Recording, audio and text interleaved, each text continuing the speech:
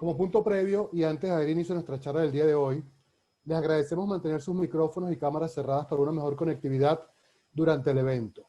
Les recordamos que sus preguntas y comentarios serán recibidos única y exclusivamente a través del chat de la plataforma.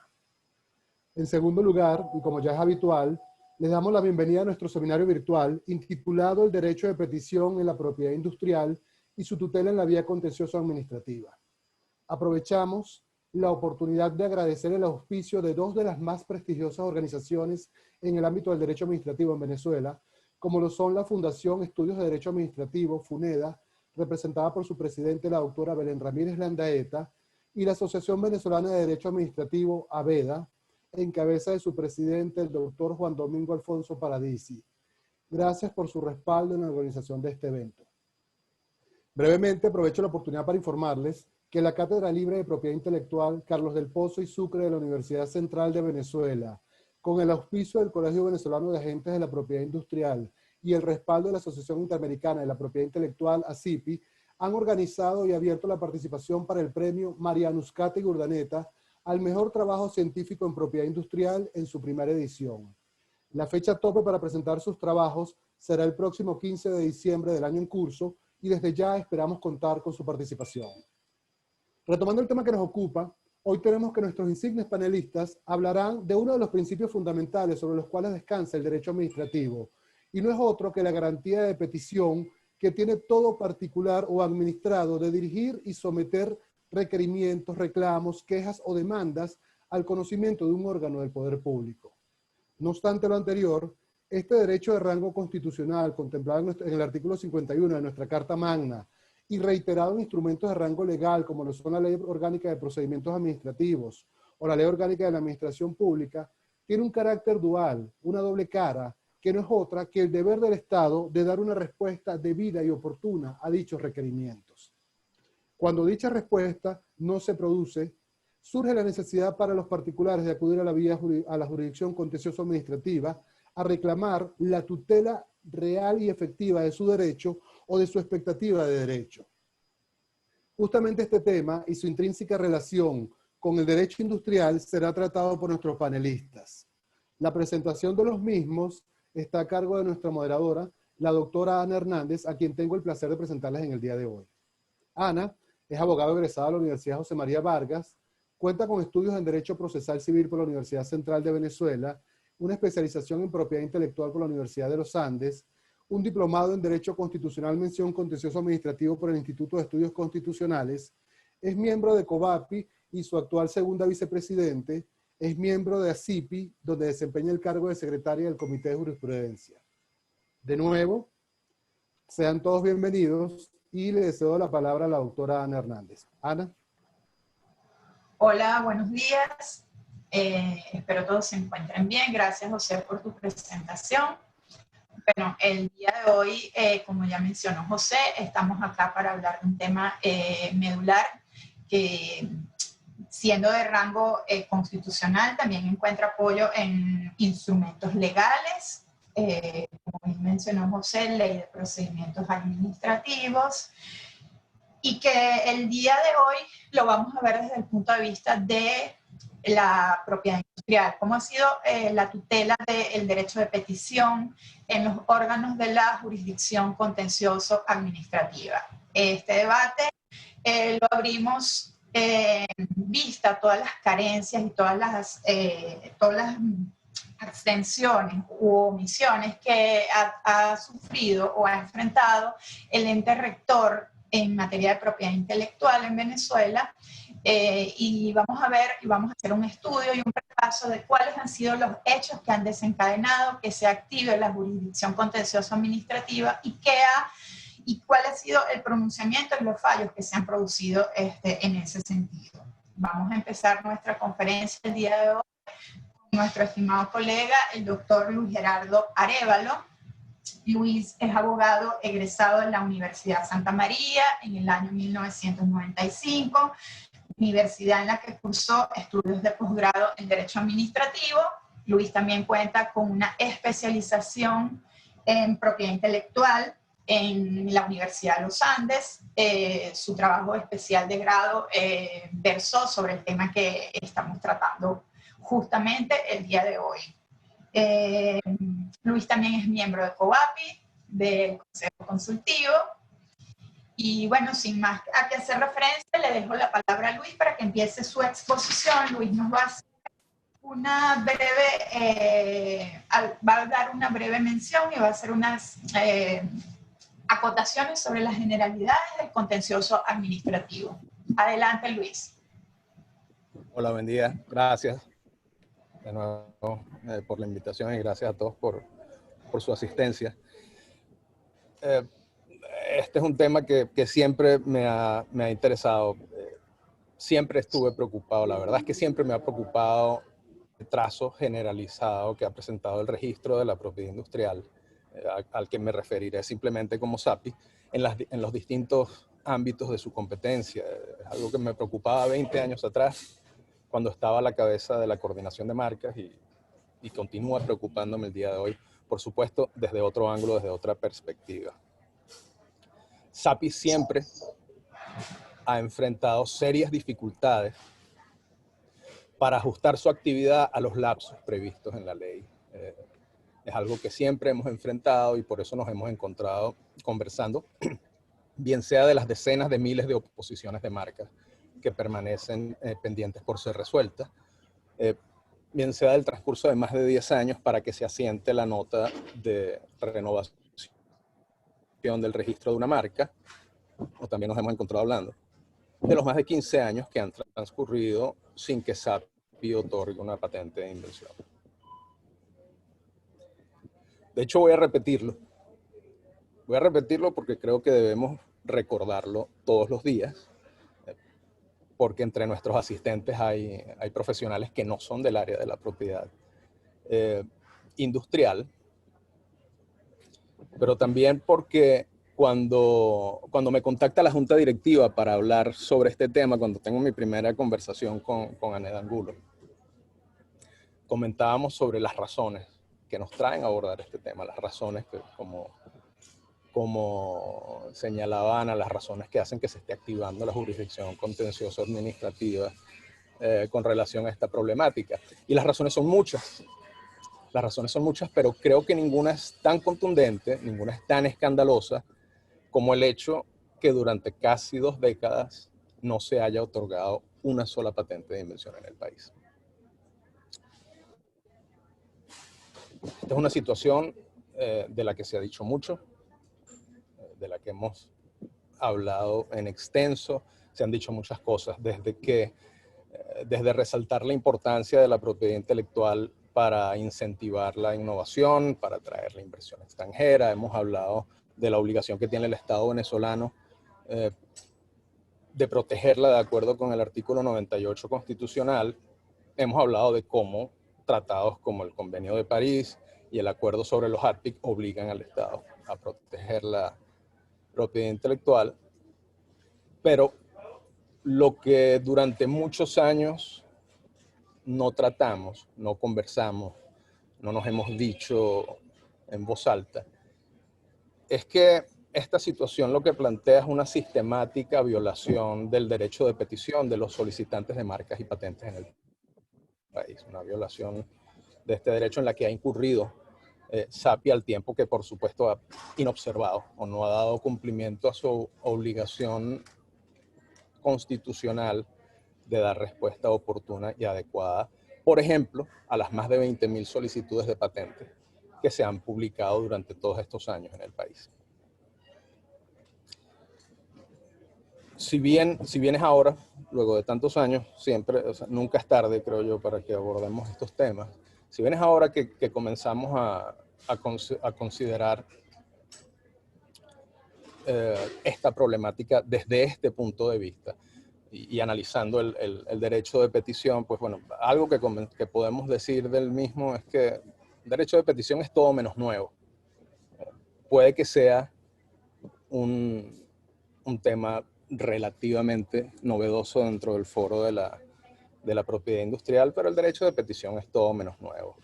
Lo vimos en el Bill of Rights inglés de 1689, lo vimos en la Constitución francesa de 1791, en la primera enmienda de la Constitución de los Estados Unidos del mismo año. Lo vimos en nuestra propia Constitución de 1811 y, por supuesto, lo vemos en el artículo 51 de la Constitución vigente.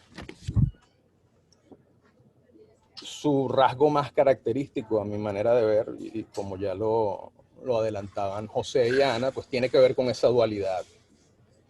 Guarda relación con esa dualidad que presenta el derecho de petición, en el sentido que comporta nuestro derecho, nuestra facultad para elevar peticiones ante los órganos de la administración pública y en nuestro caso particular ante SAPI, al tiempo que comporta de igual manera esa obligación para ellos, para la administración, para SAPI, de dar respuesta que debe ser oportuna y adecuada a nuestras solicitudes de registro de marcas y patentes.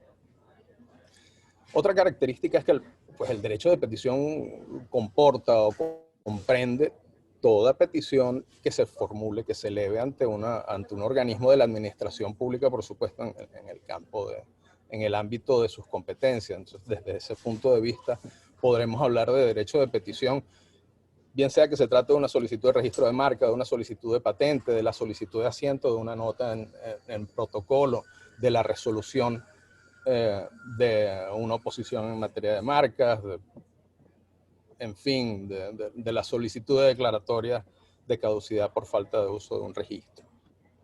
Son todas áreas en las que podemos hablar de manera abierta de que se ejerce un derecho de petición. Como bien señalaba Ana también, pues bueno, y como les comenté hace un minuto, tenemos una situación en la que SAPI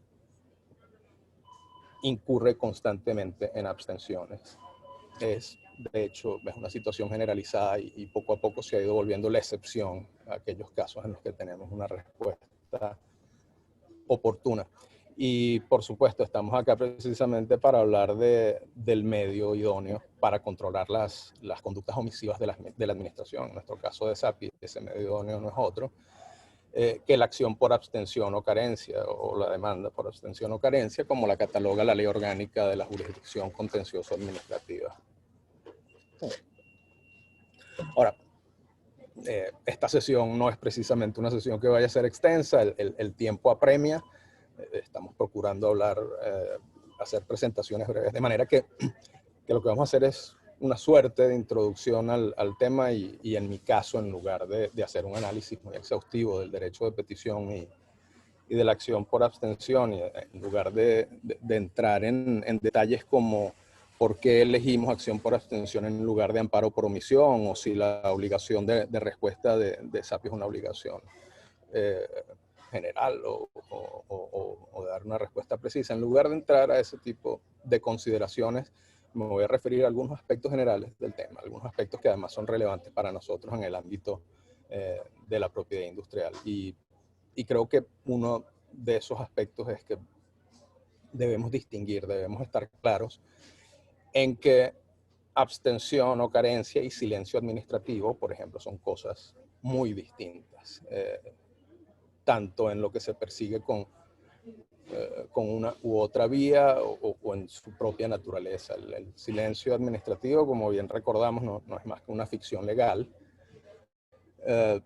que nos permite asumir que ante la actuación omisiva de la administración se ha producido un fallo negativo, de manera que podamos interponer el recurso o demanda que corresponda.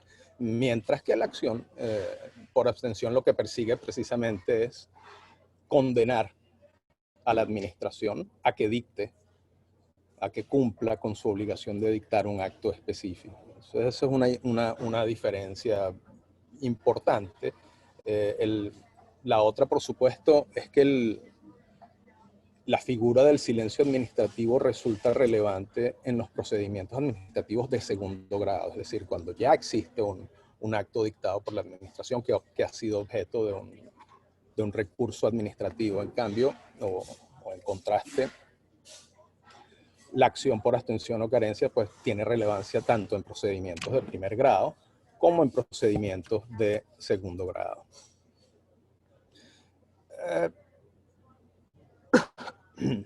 La acción se sustancia, la acción se sustancia por el procedimiento breve, la competencia corresponde a las salas de lo contencioso administrativo. Debemos aclarar igualmente que todos los actos de la administración pública y en este caso todos los actos que corresponden, que son competencia de SAPI, tienen una limitación, tienen un tiempo legalmente establecido para que sean dictados.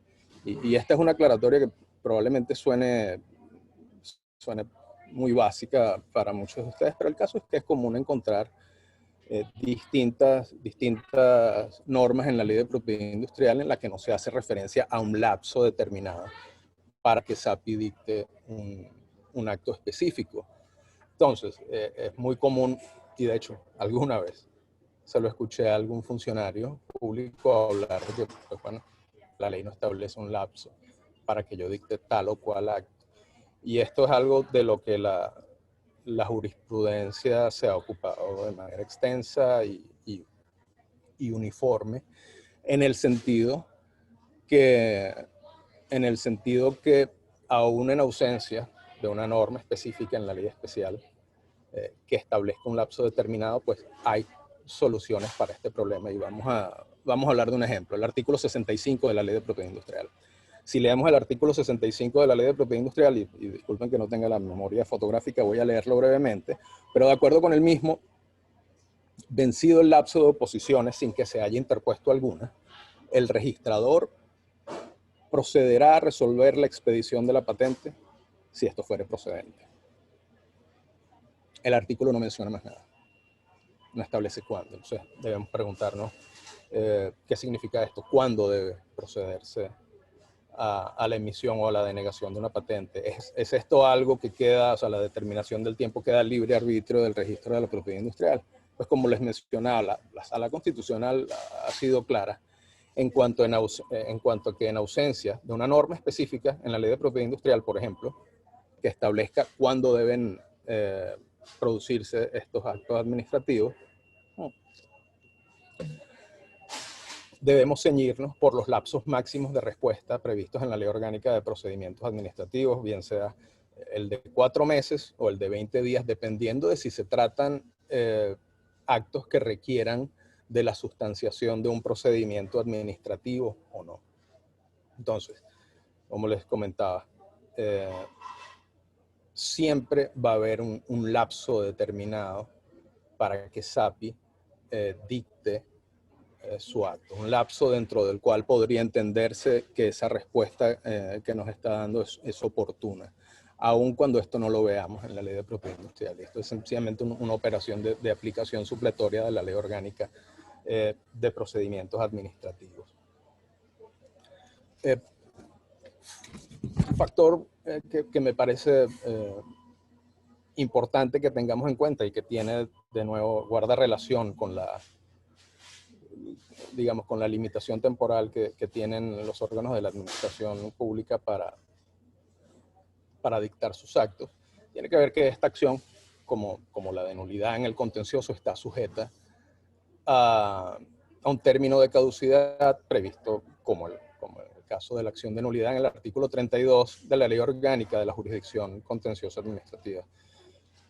Hay muchas personas que estiman que no debería estar sujeta a un término, a caducidad, tratándose precisamente de un incumplimiento que se mantiene, que permanece en el tiempo en la medida en que no nos dan respuesta, pero el caso es que en efecto está sujeto a este término de caducidad, que es de 180 días contados desde el momento en el que se produce la abstención.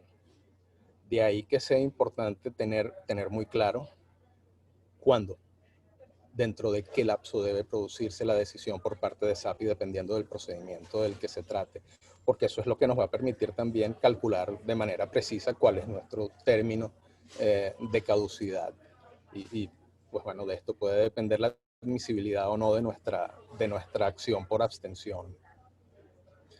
Otro elemento que se me ocurre es relevante para esta conversación que estamos teniendo, que de nuevo, si se quiere, introductoria o general, y que también guarda relación con la admisibilidad de la acción, pues tiene que ver con lo siguiente. A ver, entendemos que la sola formulación de una petición, en la medida en que hayamos cumplido con los requisitos que establece la ley, es suficiente para que se genere la obligación la obligación de la administración de darnos respuesta oportuna y adecuada.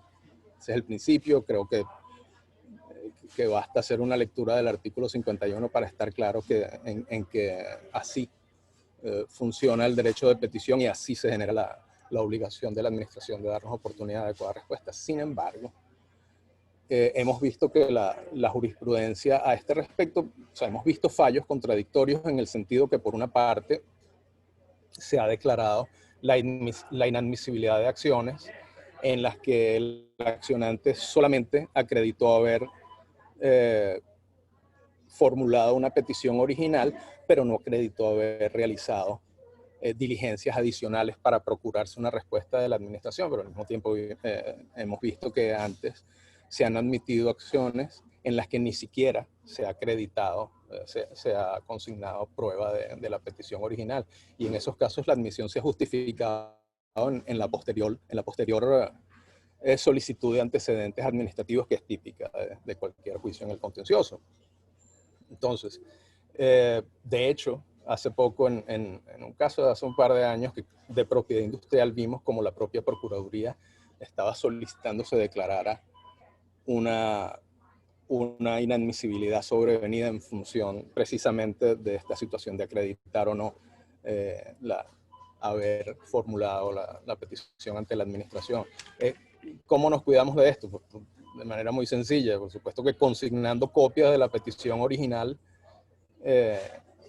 con nuestra acción y por supuesto considerando la conveniencia de ratificar nuestras peticiones originales. De esa manera mantenemos al margen cualquier posibilidad de que se nos declare una inadmisibilidad por una tontería como esta, ¿no? Esto les comentaba también que la sustanciación de la acción por abstención se sustancia de acuerdo con el procedimiento breve previsto en la Ley Orgánica de la Jurisdicción Contencioso Administrativa. Y esto me recuerda hace unos días cuando me disponía a hacer algunas notas para tener esta conversación con ustedes. Conversaba también con un buen amigo y bromeamos sobre si la acción por abstención en el ámbito de la propiedad industrial y la sustanciación a través del procedimiento breve era el equivalente venezolano de un rocket docket. Y lo decíamos porque no solo es que se sustancia por el procedimiento breve, sino que la Sala Político-Administrativa ha establecido que la sustanciación se haga directamente por el juez de mérito y que la remisión al juzgado de sustanciación sea excepcional en la medida en que medien elementos de prueba que requieran evacuación. Entonces decíamos, esta es la versión criolla del rocket docket. Y de hecho yo le comentaba cómo de una muestra que revisé hace un par de años de casos en los que se habían dictado sentencias, pues yo veía el 65% se habían declarado con lugar. El promedio que tomaba el juicio por una acción por abstención o carencia era de alrededor de 10 meses y de hecho hemos visto casos en los que las sentencias se han dictado en menos de 6 meses. De manera que sí, pues hay una situación allí, si se quiere, de celeridad a la cual pues en el ámbito de la propiedad industrial no estamos muy acostumbrados. Sin embargo, las circunstancias que sí nos alejan de la idea de un rocket docket asociado con la acción por abstención en el campo de la propiedad industrial no tiene relación precisamente con la sustanciación del juicio per se, sino que tiene situación con la contumacia que ha exhibido SAPI respecto de los fallos dimanados de las Cortes de lo contencioso administrativo. Por supuesto, el solo hecho que hablemos de una situación de abstención elimina cualquier posibilidad de hablar de celeridad, pero en efecto, la actitud contumaz, la conducta contumaz de SAPI es una variable importante, y de hecho creo oportuno detenernos un minuto a hablar de las implicaciones de estos episodios. Una vez más, y como lo hemos mencionado en otras sesiones, porque tenemos nuevas directivas, tenemos nuevas autoridades en el Servicio Autónomo de la Propiedad Intelectual, y una vez más esperamos que estas conductas no se repitan en el tiempo. Esperamos que no experimentar esta contumacia que hemos visto respecto a algunos fallos dictados por las Cortes. Fíjense que esto tiene que ver menos con el derecho de petición. Perdón. Tiene que ver menos con el derecho de petición y tiene que ver más con la observancia del principio de legalidad. Tiene que ver más con el control jurisdiccional de la actividad administrativa, de la actividad de la administración pública, dos variables esenciales para que podamos hablar de un Estado de Derecho. Y estoy claro en que hablar de Estado de Derecho en nuestro país en este momento es cuanto menos extraño. Pero aún así, hay que enfatizar que esta sostenida contumacia que le hemos visto al registro de la propiedad industrial respecto de los fallos que dictan las Cortes es una situación gravísima, es un nuevo sesgo de arbitrariedad que estamos experimentando. No es nuevo, un sostenido sesgo de arbitrariedad que estamos experimentando y que no debemos dejar de denunciar, de rechazar y al que hay que ponerle fin. Y una de estas maneras, y una de las maneras de hacerlo es, por supuesto, estimulando este tipo de acciones y teniendo este tipo de sesiones con ustedes. De hecho, si me preguntan a mí, les comento de las ideas que me venían a la cabeza, pues por supuesto, más allá de la grave problemática que enfrentamos, pues uno no deja de alegrarse porque finalmente estemos tocando estos temas, no solamente porque a mí me interesan en lo personal, como a muchos de ustedes, y porque tenemos el deber de informarnos y de conocer sobre los mismos para estar en capacidad de ofrecer medios a nuestros clientes, recursos para que sean efectivamente tutelados sus intereses. Pero también porque en estas sesiones tenemos a mucha gente joven uniéndose, asistiendo, gente joven que se está iniciando en el campo de la propiedad intelectual, gente que en estos momentos no está viendo lo mejor de la propiedad industrial en el país. Y yo creo que es bueno también abrirlos a algunas de las características de la propiedad industrial, y una de esas es precisamente la suerte de transversalidad que la caracteriza, en el sentido que se solapa con el derecho administrativo, específicamente en esta etapa, en la etapa de procura, de otorgamiento de marcas y patentes, como bien se solapa con el derecho civil o con el derecho penal a lo largo del camino y en el ámbito de la observancia de estos derechos.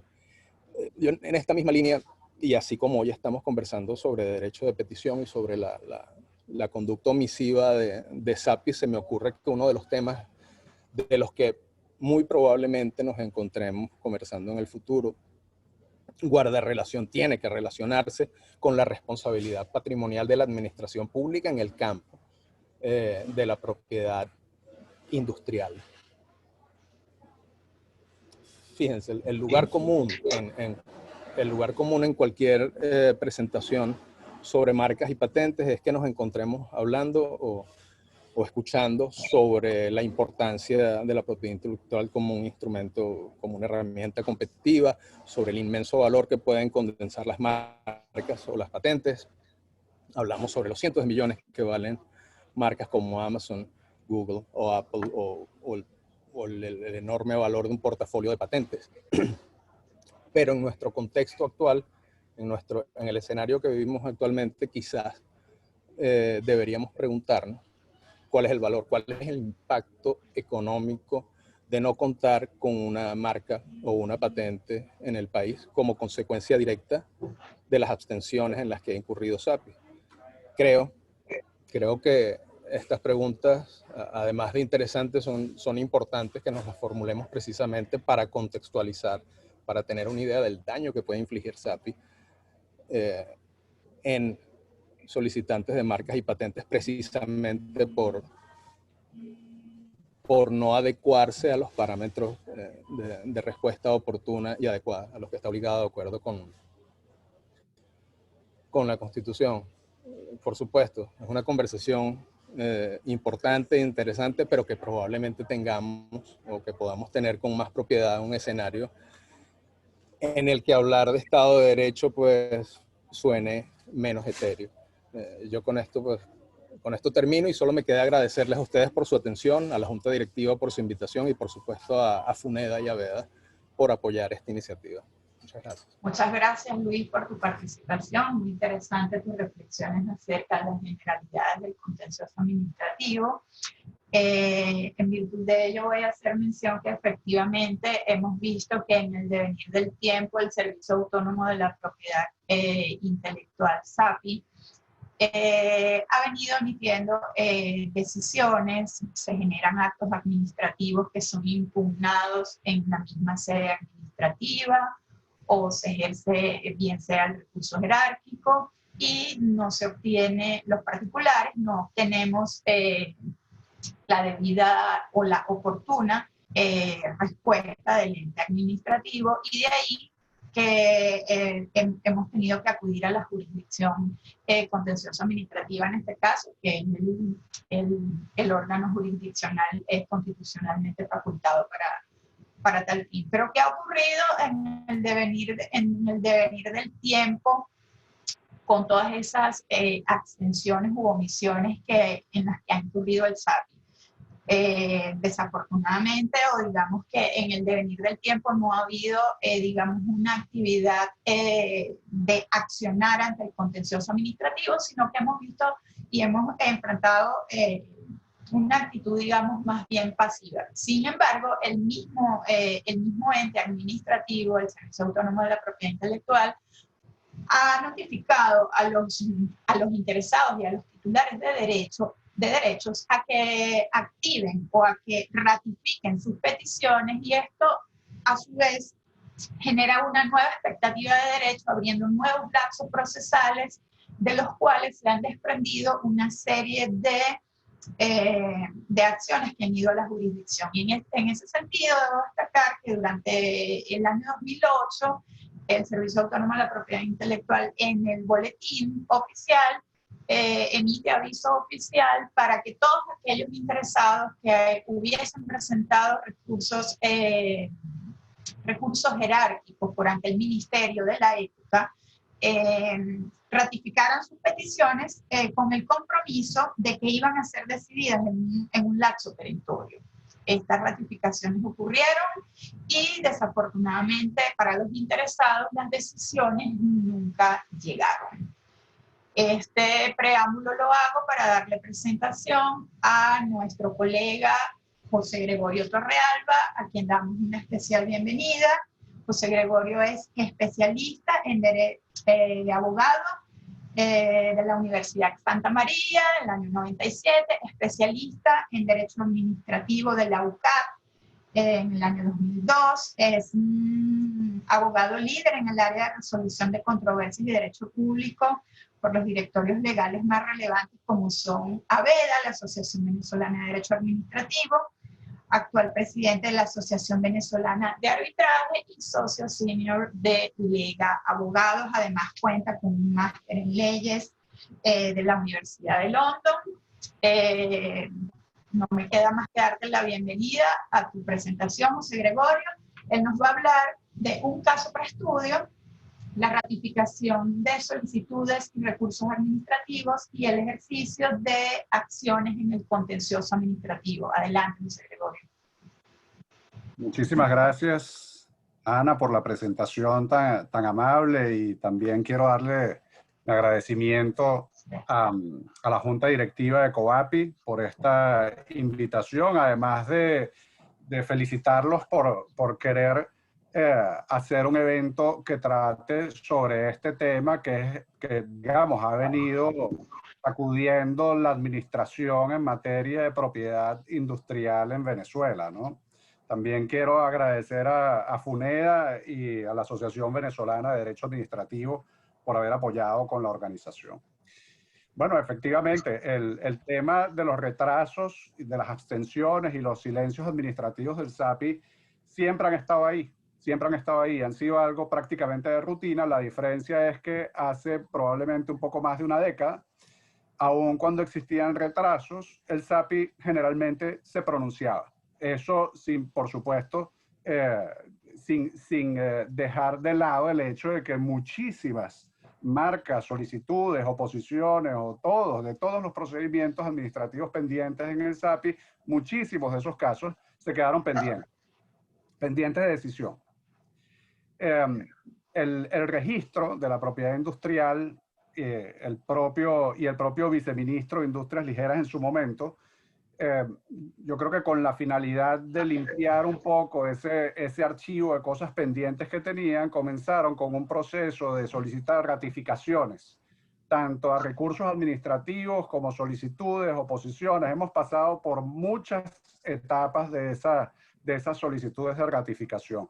No es algo común, debo decir. La administración pública generalmente no le pide a los administrados que vengan y ratifiquen sus recursos, porque ya lo hicieron. O sea, la solicitud está presentada y queda del lado de la administración, o el recurso está presentado también y queda del lado de la administración, como decía Luis, darle oportuna respuesta a esas solicitudes y a esos recursos administrativos.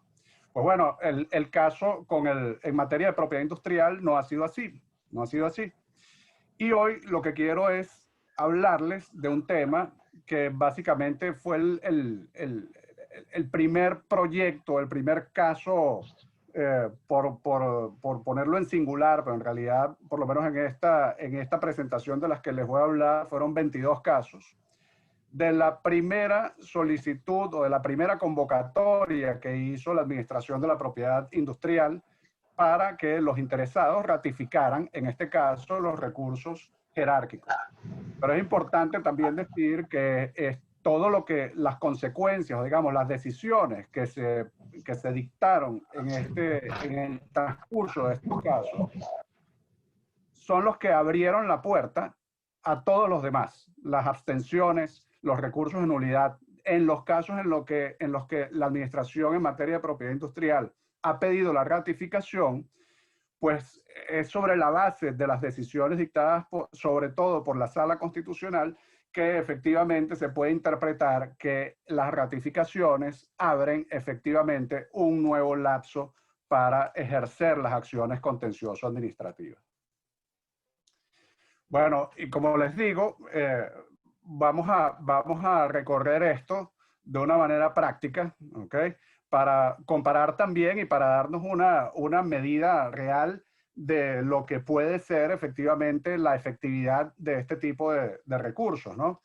Hay que decir que, insisto, esto fue la primera vez que se llevaron a los tribunales contenciosos administrativos recursos relacionados con la ratificación. No es que antes no se hayan ejercido recursos de nulidad en contra de actos del registro o del propio ministro de tutela del SAPI o del registro.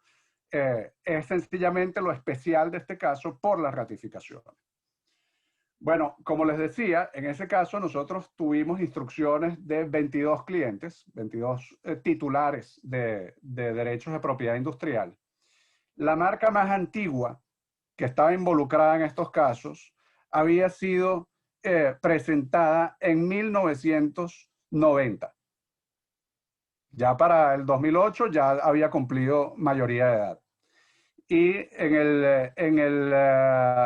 la más reciente de las marcas involucradas había sido presentada en el año 2002. Ya tenían, como les digo, ahí en esa primera etapa que pueden ver en la presentación, 18 años de espera la primera solamente para obtener una respuesta del recurso jerárquico que se había presentado. Pero en el año 2008 entonces vino el viceministro de Industrias Ligeras de aquel entonces y publicó un aviso oficial dirigido a tramitantes e interesados, donde existía un requerimiento para que los recursos jerárquicos que habían sido presentados, que lo hizo de una manera muy curiosa, porque en el aviso oficial se listan una serie de boletines y el siguiente párrafo dice que en todos los boletines también los que presentaron recursos jerárquicos contra decisiones publicadas en todos esos boletines podían también presentar su ratificación. El mismo aviso decía que tal convocatoria se hacía para proceder conforme al artículo 90 de la Ley Orgánica de Procedimientos Administrativos y que además se hacía de acuerdo al artículo 64 de la misma ley. ¿Okay? Recordemos que el artículo 90, ahí lo tenemos en la lámina, es básicamente el artículo que dice qué es lo que puede hacer el órgano al momento de decidir el recurso de reconsideración o el jerárquico. Podía confirmar, podía modificar, podía revocar, podía decretar la reposición. Bueno, eso básicamente lo que dice, lo que decía ese aviso oficial es que usted ratificaba el recurso jerárquico y la consecuencia iba a ser que la administración decidiera ese recurso jerárquico. Adicionalmente, como les digo, el viceministro incluyó en ese aviso oficial una notificación genérica dirigido a todo el universo de personas, de interesados y de tramitantes, básicamente para advertirles que si no presentaban la ratificación del recurso jerárquico, eso iba a acarrear la perención de todos los procedimientos que estaban pendientes de decisión. Bueno, a estas alturas estamos ya en el año 2020, eso es del año 2008, como les decía, a estas alturas todavía ni siquiera las perenciones han sido dictadas. A ver, continuamos entonces en esta línea de tiempo.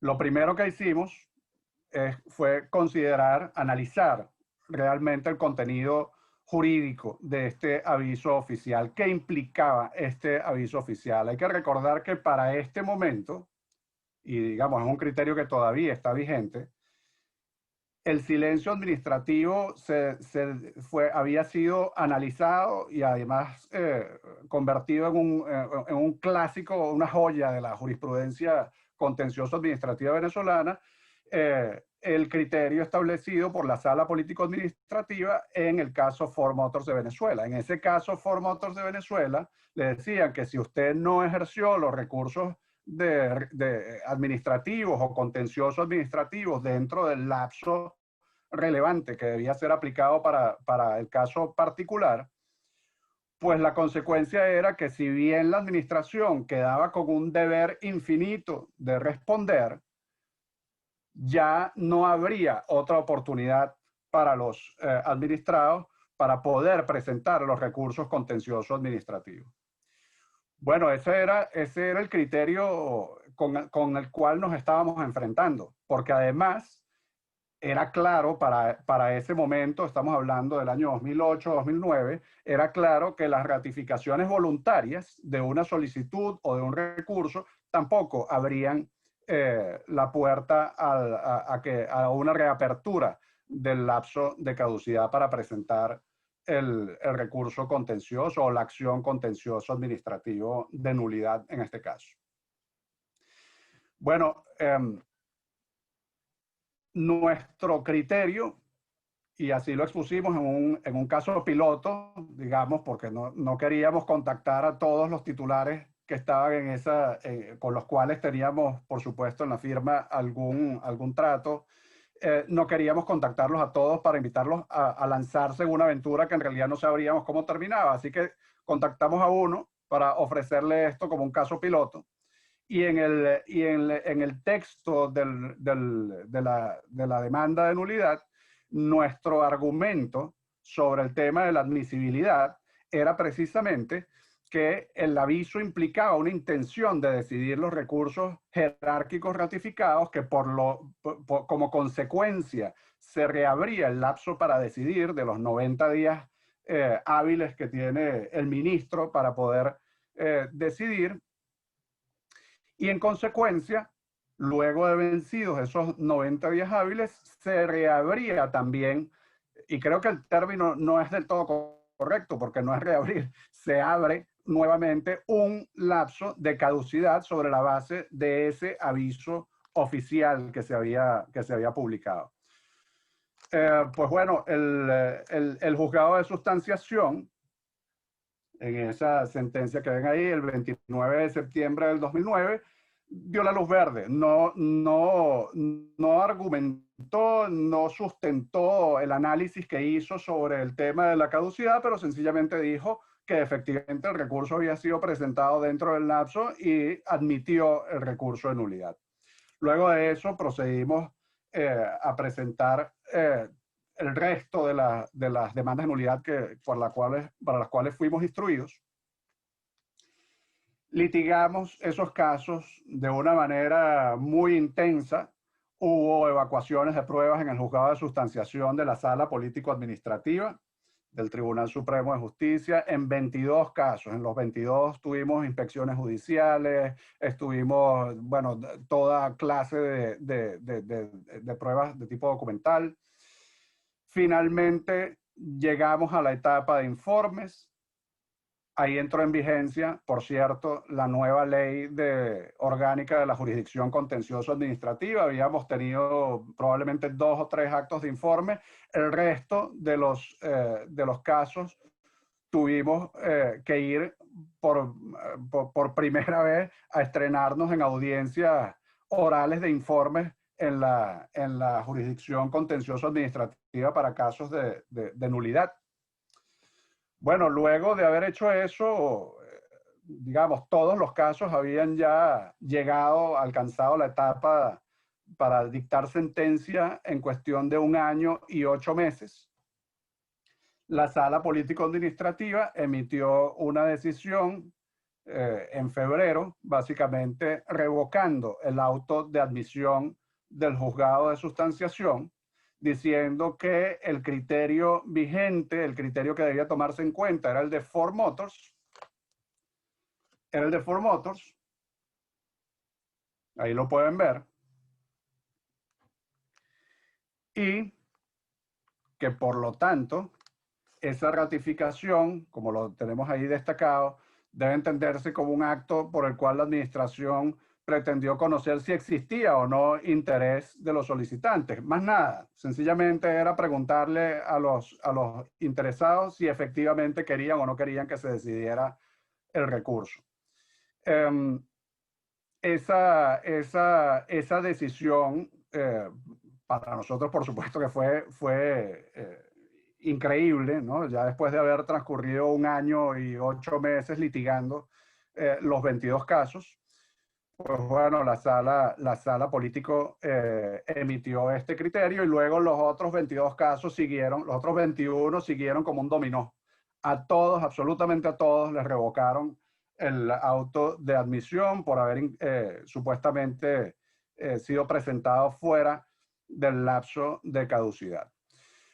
Pues bueno, en un ejercicio de terquedad, diría yo, varios de esos clientes, 5 en particular, decidieron seguir nuestra recomendación de acudir a la Sala Constitucional para presentar los correspondientes recursos de reconsideración. Recordemos que de 22 ahora nos redujimos a 5. Esas decisiones, digamos, esos recursos fueron presentados entre agosto y noviembre del año 2011. 3 años después comienzan a salir las decisiones de la Sala Constitucional en materia de los recursos de revisión. ¿Hay alguien? Ricardo, gracias. A ver, en los recursos de revisión, la Sala Constitucional nos dio la razón. Nos dijo, señora Sala Político-Administrativa, lo que ocurrió aquí con este aviso oficial fue que efectivamente la administración se comprometió a decidir conforme a lo dispuesto en el artículo 90 de la Ley Orgánica de Procedimientos Administrativos y por lo tanto debe pronunciarse. Resulta acorde, como dice ahí, con el derecho a una oportuna respuesta que dicho recurso sea decidido en los 90 días siguientes a su presentación. Pero bueno, como no todo podía ser perfecto, de esos 5 recursos, en los 2 primeros, la Sala Constitucional, en franca contradicción a su propia doctrina, dijo en esas 2 primeras sentencias que los 90 días que tenía el ministro para decidir eran días continuos y no hábiles. Y bueno, decidió en esos 2 casos que nuestros recursos habían sido interpuestos de igual forma, habían sido interpuestos de forma extemporánea. Bueno, por supuesto, la reacción nuestra no se hizo esperar. Contra la Sala Constitucional, como decía anteriormente, no quiero decir en la antigüedad porque no me siento antiguo, sino, como decían anteriormente, ante la Sala Constitucional lo que toca ya es la Corte Celestial. Así que decidimos adelantarnos un poco y presentamos ante la Sala Constitucional una serie de diligencias listando básicamente todas las sentencias que había dictado la Sala Constitucional en un criterio, o manifestando el criterio de que los 90 días eran días hábiles y no continuos, y haciéndoles ver que habían actuado, habían decidido en contra de su propia jurisprudencia. Bueno, en todos estos casos que ven acá, después de los 2 primeros, el que vemos ahí, Ferrero marca Tronchi, y este que ven acá en grande, que es la marca Ferrero, diseño Ferrero, en esos 2 casos, los recursos, aun cuando nos dieron la razón en cuanto a la reapertura del lapso para decidir, nos dijeron también que habíamos interpuesto los recursos de manera extemporánea. Luego de haber presentado las diligencias ante la sala, listando todas las sentencias donde decían lo contrario, comenzaron a salir los recursos de revisión declarados con lugar y señalando efectivamente que los recursos habían sido interpuestos como debía ser de manera tempestiva. Bueno, todos estos recursos fueron entonces notificados, todas estas sentencias fueron notificadas a la Sala Político-Administrativa. La última de estas sentencias fue dictada por la Sala Constitucional el 28 de abril del 2016.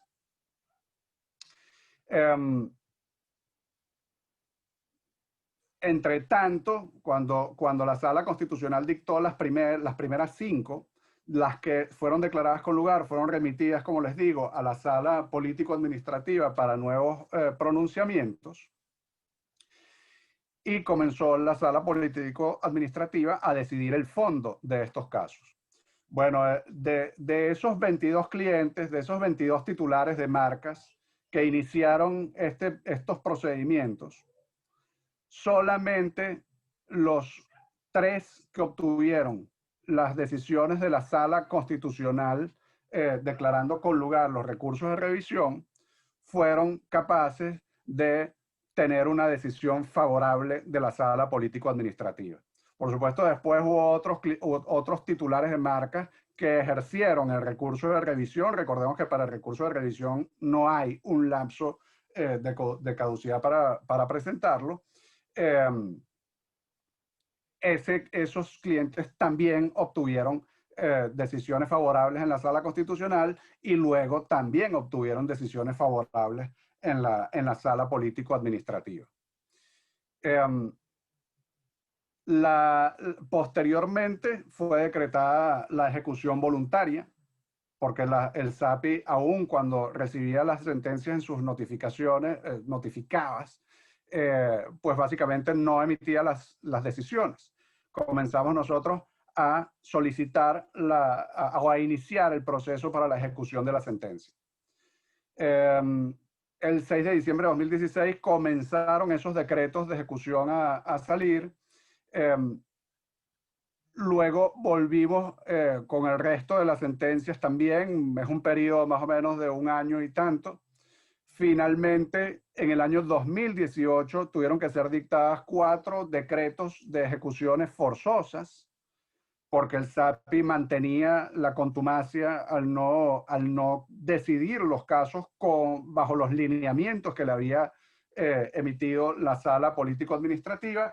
Y finalmente, en el 2019, no está ahí digamos, en la línea de tiempo, pero en el 2019 comenzamos a recibir las decisiones de fondo de los casos por parte del registro de la propiedad industrial.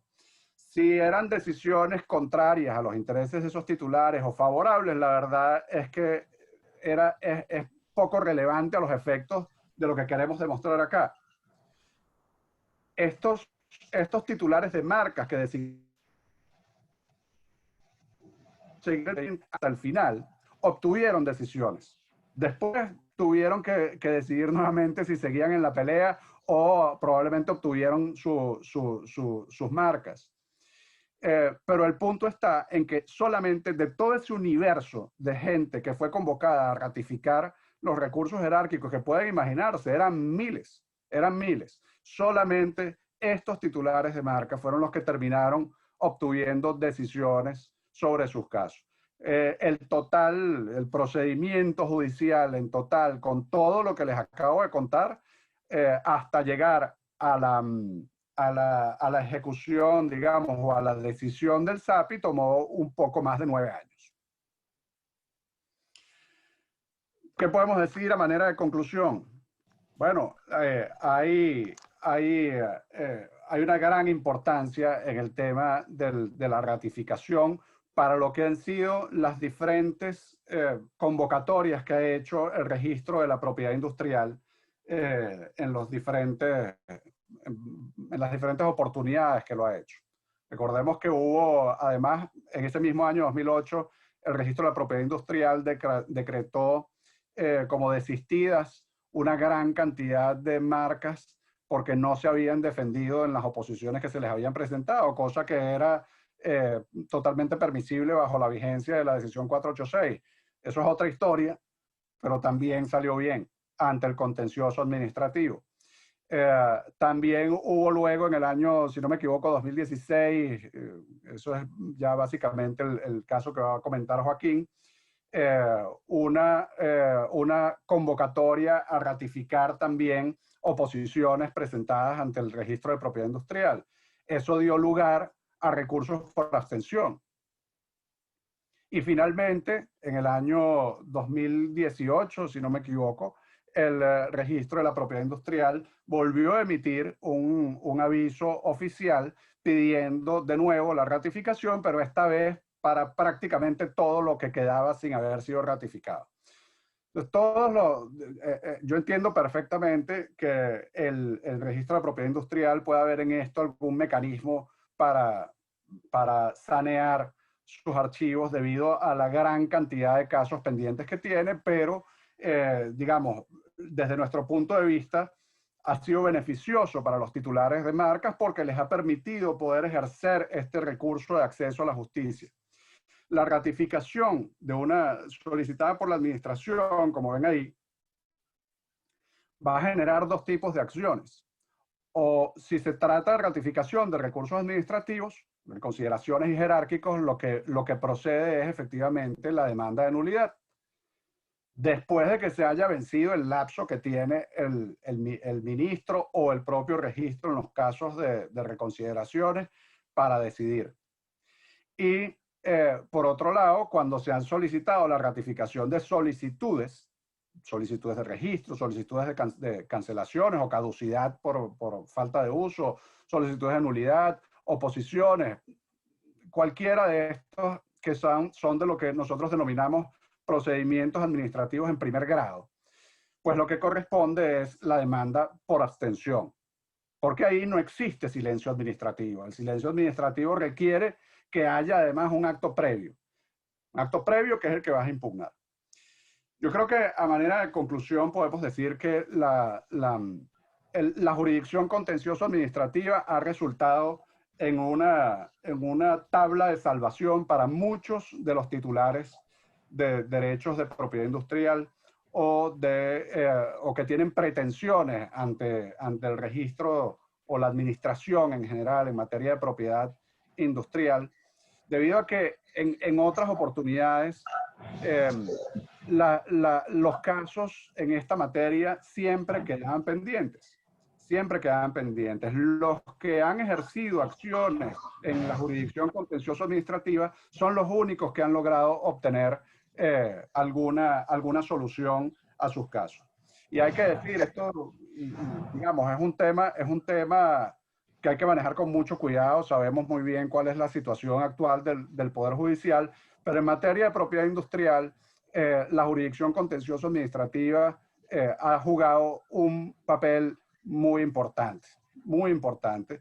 Yo creo que el papel de los abogados como tal en estos casos creo que ha destacado como agentes de control también de la actividad administrativa.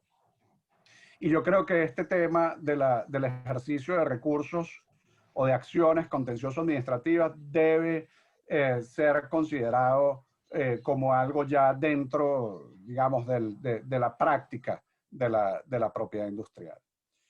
Bueno, no quiero despedirme porque ya se me agotó el tiempo, sin antes nuevamente agradecer por la invitación, saludar a todos los participantes que se conectaron hoy. Veo a muchos conocidos, que da gusto verles no las caras, sino por lo menos los nombres ahí en la parrilla del Zoom. No voy a decir que son viejas amistades porque hay muchas damas conectadas que se mantienen muy bien, así que les hago llegar mi saludo, mi aprecio a todos los colegas que se han podido conectar el día de hoy para esta charla. Estamos a su disposición para sus preguntas. Muchas gracias. Muchas gracias, José Gregorio, por tu magnífica exposición. Más adelante haré un feedback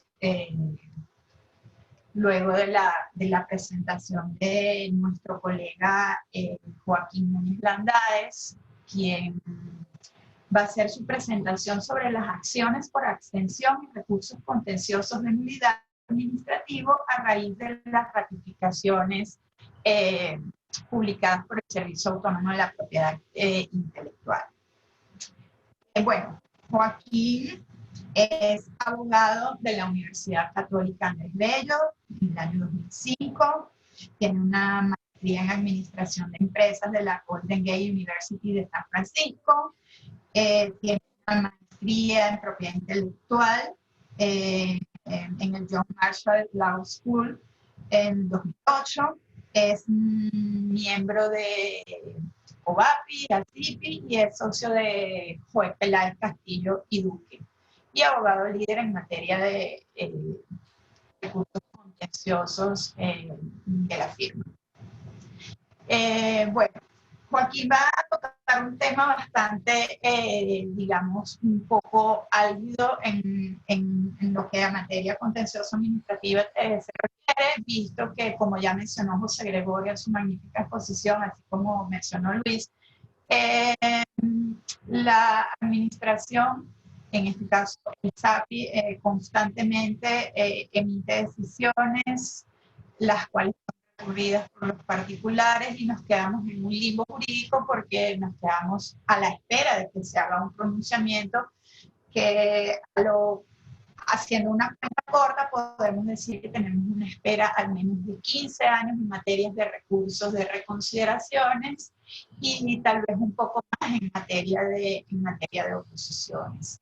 Como ya venimos hablando, el tema de los avisos oficiales de ratificación ha abierto la puerta para que se interpongan acciones contenciosas administrativas, esto desde el año 2008. Sin embargo, con la entra en vigencia la Ley Orgánica de la Jurisdicción Contencioso Administrativa. También se abrió la puerta a la universalidad del control de los actos que emanan de la administración pública.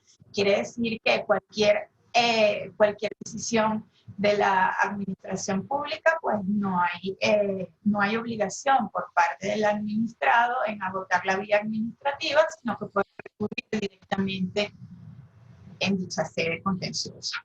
Ahora bien, tenemos dos experiencias posteriores a las que mencionaba, a las que bien explicó José Gregorio, y que también nos mencionó un poco. Tenemos la experiencia del año 2016, cuando el SAPI, el registrador, publica más de 14.000 solicitudes que estaban pendientes de decisiones de oposición. Y 24.000. Perdón, 24.000. Y luego en el año 2018 se repite esta experiencia, pero esta vez en materia recursiva y en materia de acciones de terceros en contra de marcas registradas. Dicho todo esto, le dejo la palabra a Joaquín para que nos explique en qué ha versado las acciones que se han intentado y cómo ha sido su desarrollo en los tribunales competentes. Adelante. Muchísimas gracias, Ana, por esa presentación. ¿Verdad? Muy agradecido. Igualmente muy agradecido con la Junta Directiva de COAPI por esta invitación. Igualmente a Veda y a Funeda, que nos acompañan hoy. A todos los participantes, muy buenos días. Como les comentaba Ana, yo voy a dar unos breves comentarios sobre lo que ha ocurrido a raíz de los procesos de ratificación, específicamente del 2016, del boletín 566 del 14 de noviembre de ese año 2016, en donde el SAPI publica un aviso oficial solicitando a los oponentes a ratificar la oposición previamente consignada. Ellos basaron ese aviso oficial en los artículos 30 y 53 de la Ley Orgánica de Procedimientos Administrativos, que, bueno, señalan lo que es la celeridad y eficacia e impulso procesal, y lo ponen en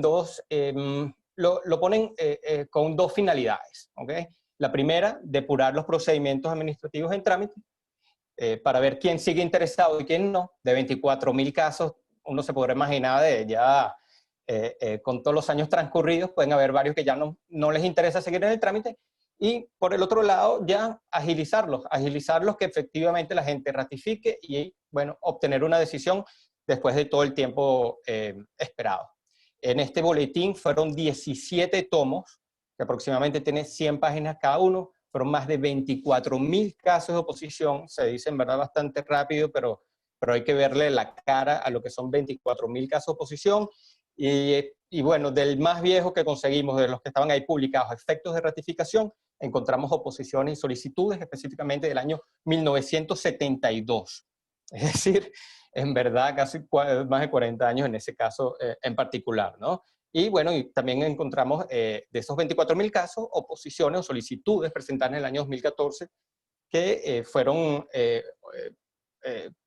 tuvieron una oposición y que después efectivamente fueron publicadas para efectos de esa ratificación como tal, ¿no? De esos 24.000 casos, habían dos opciones, ¿no? Y como abogado practicante, estaba en dos posiciones antagónicas. Una como el representante del accionante, del oponente, y por el otro lado, como el defensor de la solicitud en la cual ese tercero presentó oposición. ¿Okay?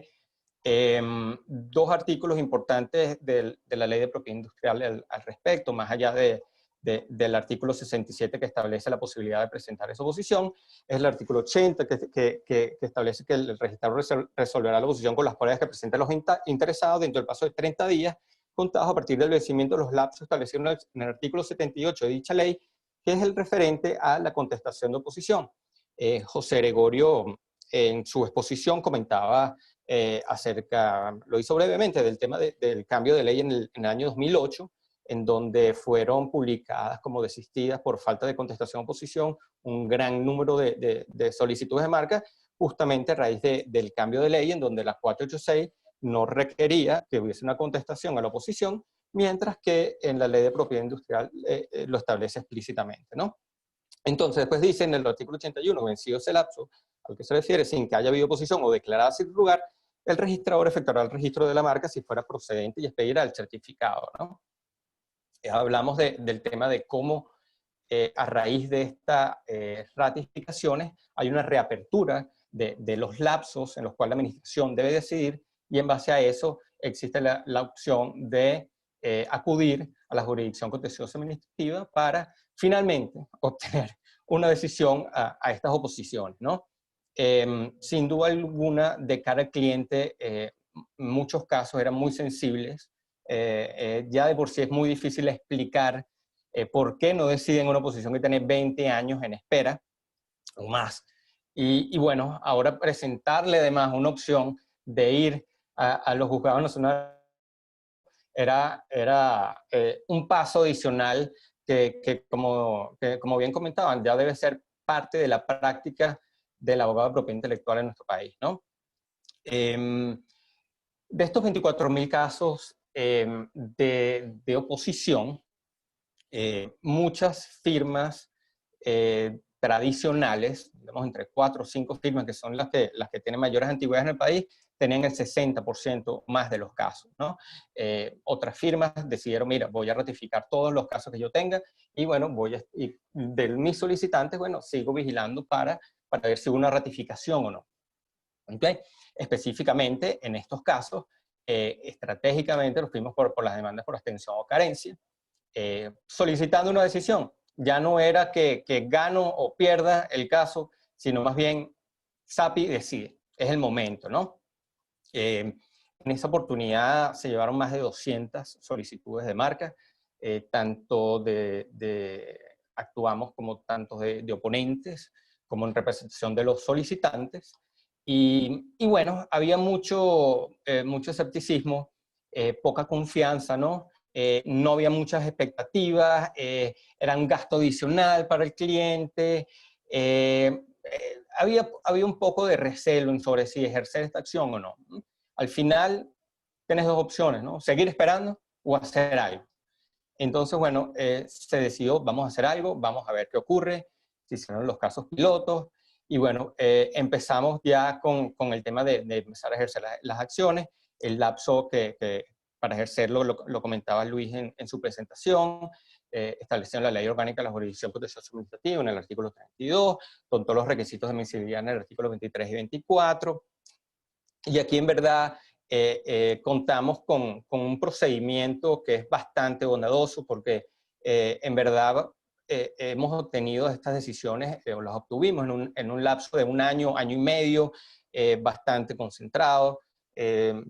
Particularmente, como les comentaba, muchas personas eran de la opinión de que, bueno, te ibas a presentar una acción más que no iba a tener una respuesta.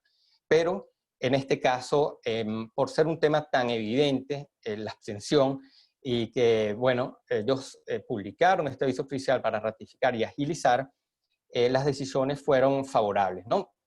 Situaciones que se podían plantear al momento de preparar estas demandas por abstención o carencia. Bueno, no me ratificaste la oposición, yo estoy representando a mi solicitante, al solicitante. ¿Qué solicito? Bueno, que le declare la aprehensión de la oposición, porque ya que no la ratificó es porque no sigue interesado, y ordena a SAPI un pronunciamiento explícito sobre su registrabilidad, ¿no? Por el otro lado, si fui yo el que ratifiqué la oposición en defensa de mi cliente, y estaba oponiéndome al registro de una marca de ese tercero, bueno, pido al tribunal competente, en este caso los juzgados nacionales, que declare la abstención y ordene al SAPI decidir sobre el mérito de la oposición, ¿no? Que en este caso el artículo 80 de la Ley de Propiedad Industrial establece que son en 30 días, ¿no? ¿Qué ocurre? Hay varios supuestos. De estos 24.000 casos, bueno, podremos ver que hay un poquito de todo. Bases de oposición que estaban vencidas, escritos de desistimiento sobre la marca base, en fin, o sea, había una serie de elementos que había que considerar en cada caso y que independientemente de estos elementos, el tribunal lo único que se iba a pronunciar es acerca de la abstención. ¿Okay? Concretamente, para ejercer este recurso hay que tomar en cuenta la omisión de la administración respecto a una obligación prevista de manera específica, una norma legal, como es el caso, y la omisión de actuaciones que le son jurídicamente exigibles, ¿no? Joaquín, Dígame. En este caso, cuando estamos hablando de los casos del 2016 de oposiciones, sería importante mencionar y destacar cuál fue la posición del SAPI al momento de ser notificado cuando presenta sus informes en los expedientes que cursaron ante las Cortes. Bueno, coméntalo tú, si te parece que lo puedes comentar tú. Yo si quieres, déjame terminar esta parte, porque que creo que es importante, sobre todo por los documentos anexos, ¿no? Que debe acompañar esta demanda de protección o carencia, y se anexan específicamente en el libelo, y bueno, donde se establezcan o se acrediten todos esos elementos y los trámites efectuados, como pueden ser la oposición, copia de la oposición, donde efectivamente se desprenda esa obligación que tenía el SAPI para decidir, ¿no? Pero para terminar esta parte de los casos de abstención o carencia, bueno, como comentaba, en base al procedimiento breve, en el artículo 65 de la Ley Orgánica de Jurisdicción Contencioso Administrativa, pero es bien interesante que comentes un poco sobre esos informes, Ana, ya que hiciste esa mención. Sí, quería hacer especial mención o que mencionaras un poco para seguir mostrando un poco cuál ha sido la reacción del ente administrativo frente a esas demandas. Pero adelante, Joaquín, exponlo tú, que lo conoces bien. No, el tema, una vez con estas demandas que efectivamente obtuvimos unas decisiones favorables, bueno, viene una serie de gestiones en donde efectivamente uno solicita que le den cumplimiento. Varios de los argumentos que han dado en el SAPI es que, bueno, que no tienen personal suficiente para tomar estas decisiones. Pero bueno, forma parte del ejercicio, forma parte de la acción, y parte de lo que es la tutela judicial efectiva no solamente es el derecho al acceso a la justicia, sino también a la ejecución de estas sentencias, ¿no? Entonces, bueno, en estos casos de oposición, bueno, efectivamente le pedíamos al SAPI que tome una decisión, sea a favor, sea en contra mía, pero una decisión al fin, ¿no? Es decir, ¿existe riesgo o posibilidad de riesgo de confusión entre estas dos marcas? O sencillamente estas marcas son suficientemente distintivas para poder coexistir pacíficamente en el mercado. Ya han pasado 20 años, inclusive 25 años para tomar una decisión, por favor, hazlo. Entonces, como les comentaba, estas decisiones fueron favorables, fue una muy buena experiencia, fue la estrategia correcta, y bueno, y seguimos en muchos de los casos todavía buscando que decían los casos en los cuales se solicitó y obtuvimos la sentencia favorable, pero bueno, no es tan fácil cuando son tantos casos a la vez. Entonces, en nuestro caso específico, que llevamos más de 200 marcas, bueno, hay un gran número que ya tienen una decisión, sea a raíz de decisión de fondo porque existe riesgo de confusión o no, o sea porque hay una base vencida o porque hay otros elementos, ¿no? Pero bueno, decisión al fin, y bueno, es concluir un ciclo, porque como les comentaba, es muy, muy difícil dar una explicación a un cliente, sea nacional o sea extranjero. Eso ya no importa, que tienes 20, 25 años esperando por una decisión sobre una oposición presentada, ¿no? Ya después, si quieres, pasamos a la ronda de preguntas sobre el caso de la abstención por los procesos de ratificación del 2016, para pasar ahora a comentarles un poco acerca del 2018. Otro boletín extraordinario, el 12 de noviembre del 2018 específicamente, el boletín de la propiedad industrial 588, y en este caso no eran ratificaciones a procedimientos de oposición que se encontraban abiertos, sino ya ratificaciones a recursos de reconsideración ya presentados, acciones de cancelación, de nulidad, en fin, otro tipo de acciones, ¿no? Y dentro de los recursos de reconsideración, dentro de la gran variedad de posibles negativas, desde descriptividad de un signo, hasta una anterioridad previa, con lo cual negaban la solicitud de registro posterior, ¿no? Fue igual, un aviso oficial, 17 tomos, más de 24.000 casos nuevamente, 2 meses tenían todos los usuarios para ratificar o no. Les comentaba, había la opción de agarrar todo, vamos a ratificar y después vemos qué hacemos, o sencillamente, bueno, vamos a también nosotros de alguna forma depurar nuestro, así como lo estaba haciendo el SAP, y también todos los que trabajamos en esta área podríamos de alguna forma depurar los casos, ¿no? Basado igualmente en el artículo 30 y 53 de la Ley Orgánica de Procedimientos Administrativos, que pedían la celeridad y el impulso, y de igual forma podrías estar en las dos posiciones, tanto en representación del solicitante como en representación de la persona con la cual recibe una acción. Entonces, había que distinguir en primer lugar en dónde estaba ubicado uno y qué acción podría ejercer de raíz de ahí, ¿no? A este punto nos enfocamos específicamente en los recursos de reconsideración, siendo este el más importante porque es el constitutivo de un derecho, sea un derecho marcario o el de patentes, ¿no? Como lo comentaba Luis en su presentación, son más de 15 años, 2004, si no me equivoco, la última vez que consideraron una patente, por lo menos en el sector farmacéutico.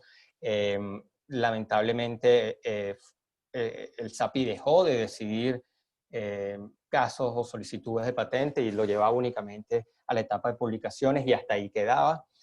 Posteriormente, después de años, posiblemente casi 10 años sin tomar una decisión, empezaron a decidir, pero utilizando la ley de propiedad industrial. Entonces, se dedican meramente a rechazar las solicitudes relacionadas a composiciones químicas del sector farmacoquímico, farmacéutico, alegando el artículo 15.1 de la ley de propiedad industrial que específicamente los prohíbe. Y bueno, nosotros específicamente en la práctica veníamos presentando recursos de reconsideración en contra de esas decisiones, alegando principalmente el vicio del falso supuesto de derecho, ya que me estás aplicando una ley que no era la que correspondía aplicar, tal como ya lo he dejado sentado en varias oportunidades el Tribunal Supremo de Justicia y todo ya es jurisprudencia hoy en día, ¿no? ¿Qué ocurrió entonces a raíz de estas ratificaciones? Bueno, nos enfocamos en los recursos de reconsideración. Toda persona que tenga interés puede provocar la anulación de un acto por razones de inconstitucionalidad e ilegalidad. Entonces, procedimos de esta forma a través de un recurso contencioso administrativo de nulidad contra el acto denegatorio tácito generado por el silencio administrativo en el cual incurrió el SAPI. La competencia igualmente en el artículo 23 y 24 de la Ley Orgánica de la Jurisdicción Contenciosa Administrativa. Los juzgados competentes son los juzgados nacionales, de acuerdo a la sentencia de la Sala Jurídica Político Administrativo. Los requisitos estaban en el artículo 33 y 35. Y voy a hablar brevemente, porque ya estoy corto de tiempo, sobre los casos específicos de marcas y de patentes que manejamos aquí. En los casos de marcas denunciamos los vicios de nulidad, principalmente el vicio de ilegalidad establecido por el falso supuesto de derecho en el artículo 27. Me estás aplicando una norma que no era la que me debió aplicar. Si me querías negar una solicitud de marca, lo debía hacer en base al artículo 33. De igual forma, utilizamos otros relacionados al falso supuesto de hecho, ya que podrían haber estado un análisis, aplicó erróneamente la consecuencia jurídica de la norma, no lo apreció correctamente, todas las circunstancias que rodeaban la solicitud, ¿no?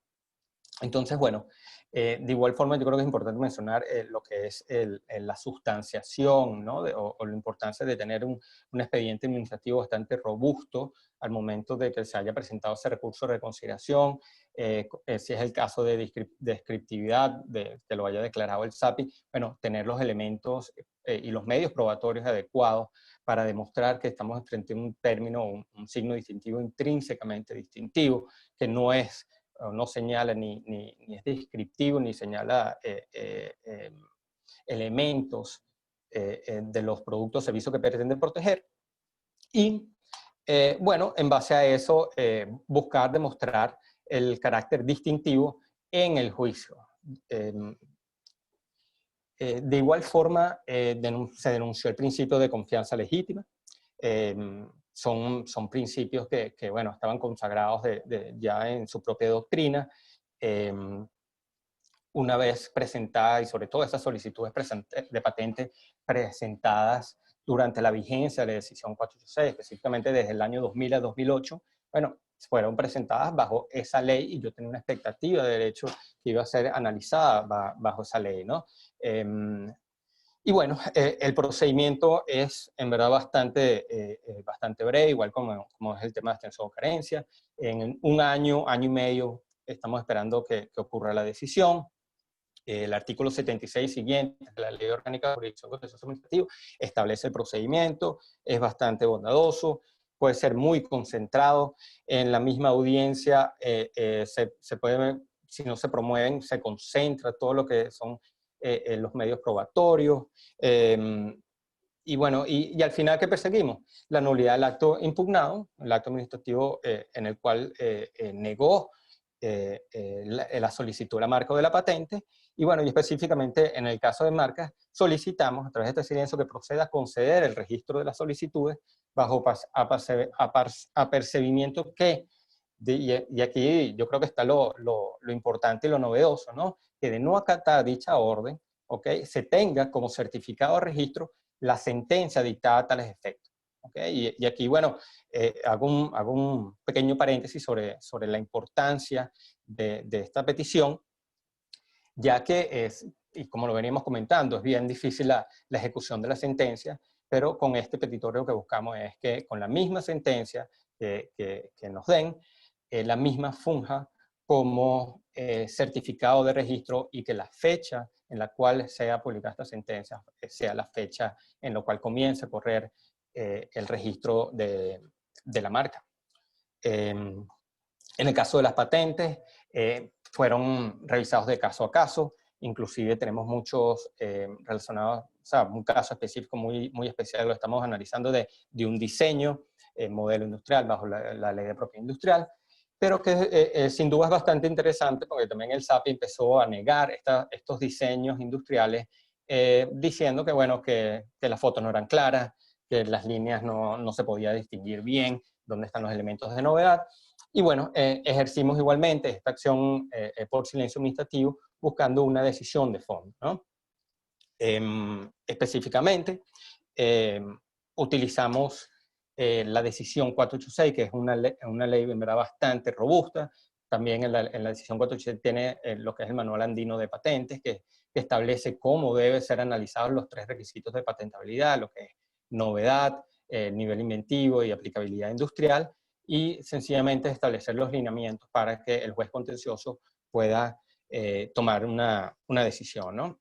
Ya para concluir, porque estoy ya llegando al tiempo, quería comentar igualmente lo que es el tema que sigue siendo un tema sensible, ¿no? Que es la ejecución de las sentencias.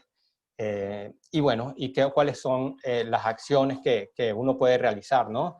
En primer lugar, bueno, buscar el cumplimiento voluntario de la sentencia, establecer en el artículo 109 de la Ley Orgánica de la Jurisdicción Contencioso Administrativo, y bueno, de no lograrse, buscar, y de ser necesario, buscar esa ejecución forzosa, ¿no? Creo que fue Luis al principio de su presentación que, bueno, comentaba lo que es la responsabilidad que tiene el funcionario en el SAPI para no solamente que es del ámbito civil, sino también administrativo y penal, por no decidir, por no realizar todos los actos que debe hacer. Y bueno, en fin, yo creo que esta es una alternativa viable, una alternativa que sin duda debe incluirse en lo que es la práctica del abogado de propiedad intelectual aquí en Venezuela, y es el acudir a la jurisdicción contencioso administrativa y seguir con esas sentencias ante el SAPI y buscar su ejecución voluntaria y forzosa si es necesario. Y bueno, ya por último, bueno, agradecer nuevamente por la invitación y bueno, aquí estamos abiertos a la discusión y a las preguntas y bueno, muchísimas gracias nuevamente, Ana. Gracias, Joaquín. Quería complementar un poco el tema de la sustanciación del expediente en cuanto a la posición del SAP y cuál ha sido la posición de la Procuraduría, como lo mencionó José Gregorio en su exposición. Ellos han pretendido hacer valer el criterio de la sentencia de Ford Motors, aludiendo a que los interesados no presentaron actos posteriores luego de la ratificación, y ese criterio pues ha sido desestimado por las Cortes, dejando claro que el mero hecho de la ratificación abre los lapsos para el ejercicio de las acciones en el contencioso administrativo. Por otra parte, ya para finalizar, debo mencionar que hay algunas sentencias importantes en materia de propiedad intelectual, de propiedad industrial, que han emanado las Cortes, inclusive de la Sala Político-Administrativa en fechas recientes, donde se expresan criterios sobre descriptividad. Inclusive en materia de patentes hay una decisión de diseño industrial donde se le ordena al SAPI que la ley aplicable es la decisión 486. También hay una decisión, hay varias decisiones importantes que ordenan al SAPI que deben establecer internamente planes y proyectos a los fines de darle oportuna respuesta a los interesados, y sobre todo hay un caso donde ellos se niegan a decidir porque dicen que tienen que seguir el orden de prelación en el que fueron presentadas las solicitudes, y el juez señala que ellos tienen la potestad o tienen la facultad de hacer uso de la potestad de abocamiento. Estos son criterios bastante expresados en sentencias del año 2018, 2019, que son bien importantes de rescatar para todos los abogados en materia de propiedad intelectual. Bueno, creo que hemos concluido nuestra jornada con bastante éxito. Tenemos aquí las preguntas para nuestros panelistas de hoy. Tenemos bastantes preguntas. Vamos a empezar con la primera. Esta pregunta va para el doctor José Gregorio Torrealba. Dice, ¿ve posible implementar en una futura reforma de ley un arbitraje de ley para solucionar las controversias planteadas ante la administración, en casos tales como recursos de reconsideración por negativas de oficio y oposiciones? Gracias, Ana, y a quien formula la pregunta. Mira, efectivamente, someter este tipo de disputas, y yo me restringiría al tema de las oposiciones, requeriría una reforma legal de la ley de propiedad industrial para poder sacar esto del ámbito del imperio del Estado. ¿Okay? Porque recordemos que entre las materias que son arbitrables no están aquellas materias en las cuales corresponde al Estado la decisión.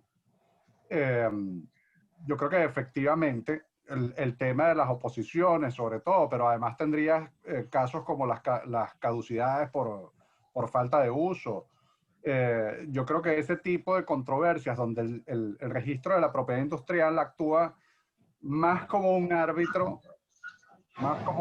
que otra cosa, para mí ese tipo de controversias sí debería poder ser sometida a arbitraje, porque además descongestionaría enormemente el trabajo de la administración en esta materia. Si tú descentralizas eso y sueltas la facultad o la potestad para decidir las oposiciones de marcas u otros casos, otras solicitudes, donde, insisto, el registro actúa más como un árbitro que otra cosa, y permites que las partes acudan a un medio alterno de solución de controversias, como puede ser perfectamente el arbitraje, pero además tiene mediación, conciliación, etcétera. Yo creo que eso podría ser de muchísima ayuda para esta materia. José Gregorio, te voy a tomar la palabra y te pregunto, en el artículo 78 de la Ley de Propiedad Industrial habla sobre un plazo para que las partes modifiquen la solicitud en los casos que se ha presentado oposición, y esto lo digo en relación a un aviso que emitió el SAPI hace algún tiempo, donde decía que iban a poner en funcionamiento un servicio de arbitraje o conciliación, no recuerdo exactamente el nombre, pero se trataba de este punto. ¿Tú lo ves posible tomando como base el artículo 78? Mira, creo que el artículo 78 permitiría, digamos, el acto final, el acto resultante de un acuerdo entre las partes. Si el SAPI pretende, o el Registro de la Propiedad Industrial pretende establecer un servicio de conciliación, bueno, habría que analizar temas ahí de principio de legalidad, ¿no? Pero hay que recordar también que la propia Constitución obliga a la administración pública y a todas las demás ramas del poder público a promover el uso del arbitraje, la conciliación, la mediación. Así que yo creo que incluso llamados para que concilien podría ser posible, factible en estos momentos. Ok, gracias. Tenemos una siguiente pregunta. ¿Tienen alguna referencia de antecedentes de responsabilidades de funcionarios públicos venezolanos por el incumplimiento de un mandato judicial de una ejecución forzosa? Bueno, referentes que pueda recordar en este momento, no, pero claro que lo hay. Recordemos que el funcionario público es responsable civil, administrativo y penalmente de todas las actuaciones que haga en el curso de su función, ¿no? Entonces yo creo que a eso hay que ponerle mucha atención, sobre todo de parte del registrador de la propiedad industrial, que es el que tiene en cabeza decidir todos estos casos que han sido sometidos a la jurisdicción contencioso administrativa. Recordemos que esto no es un tema, pues lamentablemente hoy en Venezuela hay que decirlo, estos no son temas personales. Si usted le da instrucción a un cliente, un representado suyo para que lo ayude a obtener una decisión, y resulta que después de tanto tiempo litigando obtiene una sentencia favorable y aún así el funcionario se niega a cumplir la sentencia, lo más seguro es que ese patrocinado lo instruya a iniciar acciones penales, civiles y administrativas contra ese funcionario. Y ahí hay que decir, el abogado se debe a su cliente. Así que yo creo que el registro tiene que prestarle mucha atención a esa situación que está pasando, que ha venido poco a poco resolviendo, por lo menos en los casos que nosotros hemos visto, efectivamente. Pero esperan siempre a que haya un decreto de ejecución forzosa y eso no debería ser.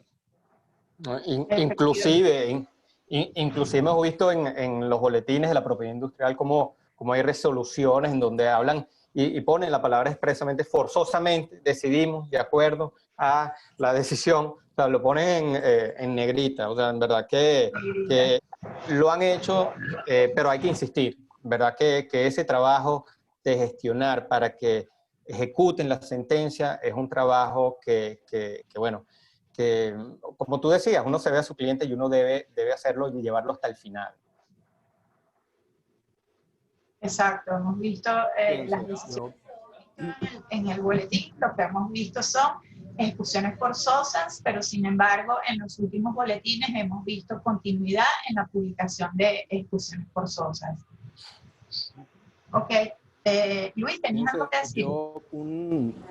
Sí, a ver, un antecedente como tal ahora mismo no lo tengo fresco en la cabeza, pero indudablemente o sea, tenemos todo el andamiaje legal para que se declare la responsabilidad de un funcionario. En todo caso, lo que sí quería comentarles es que, si no me equivoco, la propia gente de Funeda, yo sé que está en el aula virtual Bruer Carías, hay una presentación precisamente sobre aspectos de responsabilidad funcionarial que va a dictar Carlos Luis Carrillo, que por cierto es a quien yo más he leído con relación al tema de abstención o carencia. Y el profesor Carrillo va a estar hablando precisamente de temas funcionariales. Los invito de antemano a asistir a esa sesión. Ok, tenemos otra pregunta. ¿Qué podemos decir del ejercicio de estas acciones y la posibilidad que la administración sea obligada a tomar una decisión y el principio de orden de entrada y del derecho de prelación en propiedad industrial? Bueno, creo que ya eso lo mencionamos un poco y creo que los mismos jueces han inquirido al registrador a que tiene que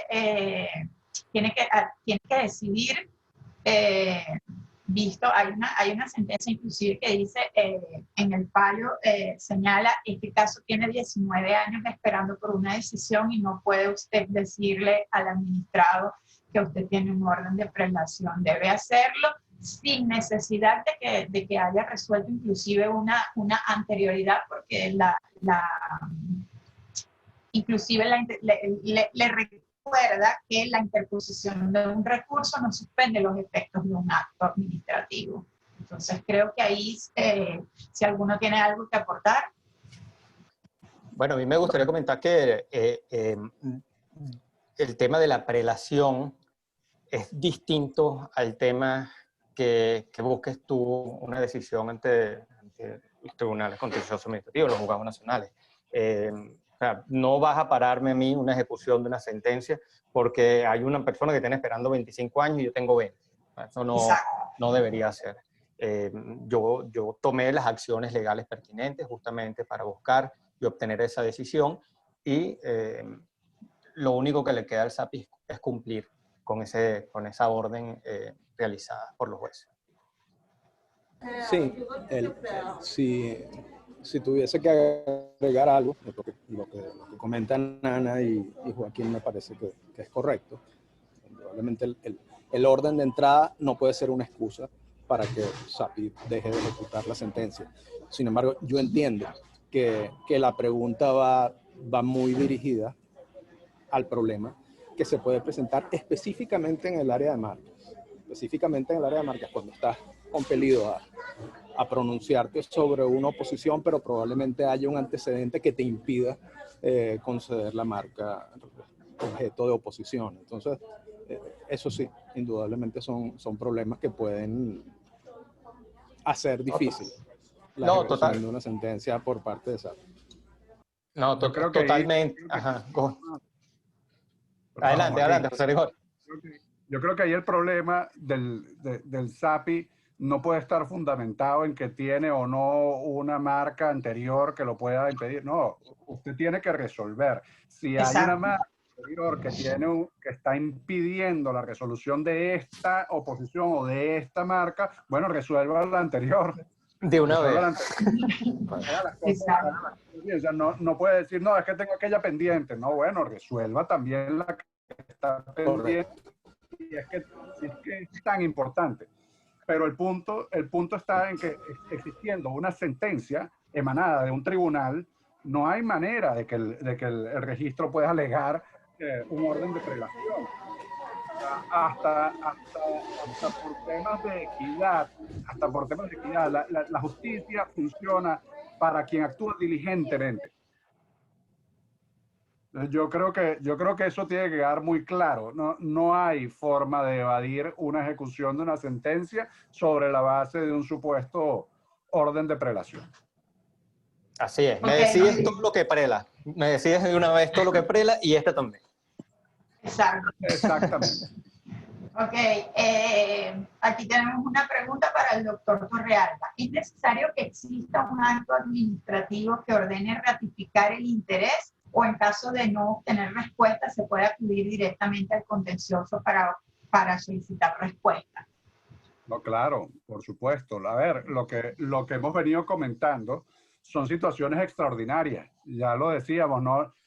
Antes del 2008 no existía un precedente en el cual la administración pública llamara al universo de administrados para que vinieran a ratificar sus solicitudes o sus recursos. Eso no existía. como se dio, son circunstancias especiales y se aprovechó el momento para ejercer el control judicial sobre esas actuaciones. Pero no, definitivamente, en el transcurso, recordemos que una solicitud de registro de marca se tramita por un procedimiento administrativo. Entonces, si ese procedimiento no tiene decisión en el lapso que establecido en la ley, usted ya tiene abiertas las posibilidades de acudir a un recurso, a una acción por abstención o carencia. Si hubo un recurso de reconsideración o jerárquico, que igualmente pasó el lapso para que le decidieran ese recurso y no hubo pronunciamiento, ya usted tiene también abierta la vía administrativa. No hace falta en realidad que haya una ratificación. Hizo falta para poder reactivar todos esos casos tan antiguos que tenían años, décadas esperando decisión. Pendientes de decisión, exactamente. Ok, una pregunta para Joaquín Núñez. ¿Ustedes han presentado acciones por cada marca o han acumulado las pretensiones de su representado en recursos de abstención o carencia?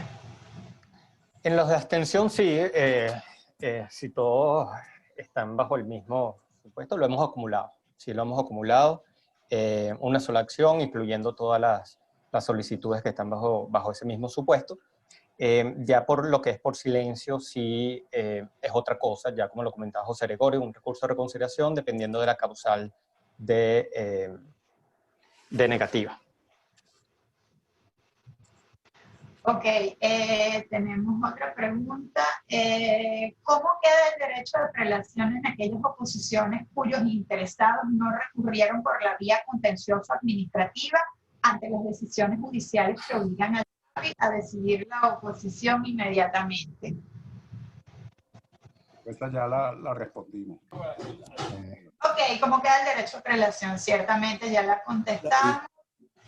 Tuviese que agregar algo, y precisamente para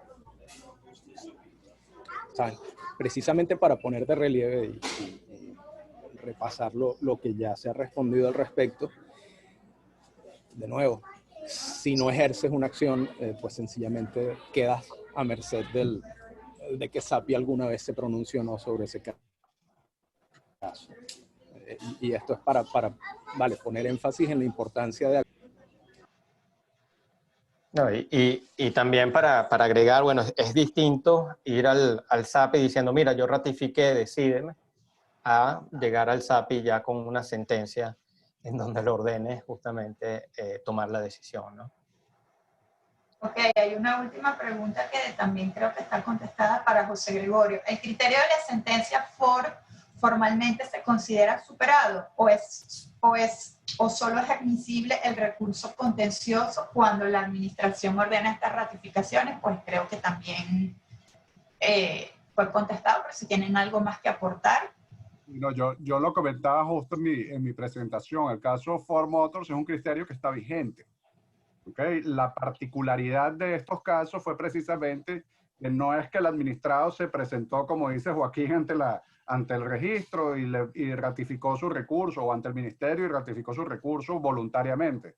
Esto es un caso muy especial, donde la administración requirió a los interesados a que ratificaran sus recursos. Ahí es donde el caso Ford Motors fue mal aplicado, pero es un criterio que está totalmente vigente para la definición del silencio administrativo y su tratamiento en la jurisdicción. Ok, tenemos por acá también, si puede facilitar los datos de las sentencias que señalamos, se las van a pasar, esas se las van a pasar por correo electrónico, esos datos de esas decisiones. Compartir la ponencia de los panelistas. Bueno, creo que ha sido una charla bien interesante, bien rica en contenido. El tema del contencioso, la tutela del derecho de petición en el contencioso administrativo. Valdría la pena finalizar señalando que actualmente en los tribunales contenciosos cursan un gran número de causas que están están pendientes de decisión, no solo con motivo de las acciones intentadas con motivo de las ratificaciones, sino también hemos visto en el devenir de lo que está pasando en las cortes, que hay una gran cantidad, hay un número de titulares que han decidido optar por la vía contencioso-administrativa sin agotar la vía administrativa, porque bueno, ya saben lo que va a suceder en la vía administrativa. Y son unos casos interesantes. Son unos casos interesantes que a lo mejor en una próxima oportunidad sería importante debatir. José Gregorio. Diana, es que estoy viendo un par de comentarios aquí hay muchos muy interesantes en el chat, pero hay un par de comentarios que sí me gustaría responder, ¿no? Uno, uno que hace Noemí Andrade. Noemí estuvo además involucrada en los casos del 2008 como secretaria del juzgado de sustanciación de la sala político-administrativa. Ella pregunta básicamente cómo se justifica que se deje transcurrir tanto tiempo, ¿no? O que si es necesario esperar la ratificación, ¿no? Como ya mencionaba antes. Yo creo que esto era sencillamente parte de la práctica de la propiedad industrial, donde había una administración que funcionaba relativamente, y bueno, aun cuando pasaban años, pues las cosas a la final terminaban resolviéndose, ¿no? Yo creo que por eso, en realidad, el contencioso administrativo nunca entró con fuerza a la propiedad industrial hasta ahora. Y eso porque han habido estas situaciones tan excepcionales que, como digo, se han venido presentando. Hay otro... Para justamente complementar eso que tú dices, efectivamente, ya lo que hay que hacer hoy en día es esperar, sobre todo en los temas de recurso de reconsideración, que ocurra el silencio y sencillamente acudir a la jurisdicción contenciosa administrativa. O sea, ya son más de 10 años que puede tardarse el SAPI en tomar una decisión sobre un recurso de reconsideración, mientras aquí tú puedes tener una sentencia en 1 año y medio. Y así como tú dices, ¿no? Cada vez los jueces contenciosos se van metiendo más en esta materia, que antes era vista como algo extraterrestre, ¿no? O sea, algo en verdad que no era lo común. Y bueno, se ha ido también paso a paso, ¿no? Sobre todo con el tema de la extensión, que es muy fácil de verificarla. Y bueno, este siguiente paso, que es lo del silencio administrativo, y bueno, ir al fondo del asunto, que es lo que los clientes quieren, ¿no? Sí, bueno, sí, de hecho en ocasiones, Perdón, Luis, perdón. Luis. No, que de hecho en ocasiones lo que les iba a comentar es que, al menos del intercambio que uno tiene con algunos colegas, encuentras que en ocasiones optan por agotar la vía, entre comillas, por agotar la vía administrativa, en el sentido de presentar un recurso de reconsideración casi que a beneficio de inventario para que conste en el caso de marcas, para que conste en la cronología que está reflejada en WEPI y para que el estatus de esa solicitud no quede como definitivamente denegado, supongamos, si es el caso de una marca negada. En muchos casos hay gente que intenta el recurso de reconsideración solamente a esos efectos porque están claros en que no van a tener una decisión en un tiempo, o sea, no la van a tener.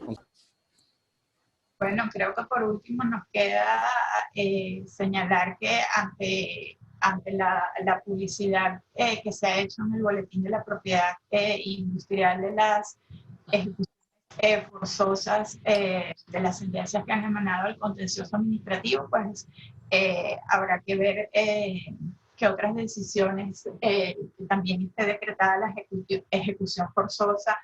No hay pronunciamiento del SAPI que puedan desembocar en una demanda por responsabilidad del funcionario público, que sería una bonita ocasión para otro debate en este sentido. Muchas gracias a todos por su participación, excelentes panelistas. Muchas gracias, Luis, agradecida a José Gregorio, excelente Joaquín. Les dejo entonces con José para el cierre y agradecida con toda la audiencia. Gracias, Ana. De nuevo, en nombre del colegio, quiero agradecer a los panelistas y a la moderadora por tan interesante y completa charla en el día de hoy. Para nosotros siempre es un honor contar con profesionales de su valía y con exposiciones tan claras y tan puntuales sobre esos problemas que nos vienen aquejando desde hace tantos años.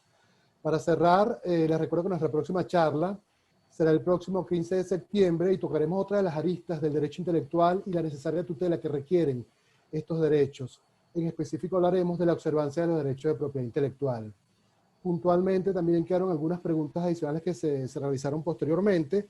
Estas se las haremos llegar a los panelistas para que, pues, de ser necesario, le hagan llegar sus comentarios de manera privada. Ya finalmente, les reitero la invitación para que presenten sus trabajos y participen en el premio Mariano Uzcategui Urdaneta, el mejor trabajo científico en el área de propiedad industrial. Necesitamos seguir construyendo patrias, necesitamos seguir construyendo el país y seguir luchando por un mejor futuro. De nuevo, gracias a todos y un feliz día. Hasta luego. Hasta luego.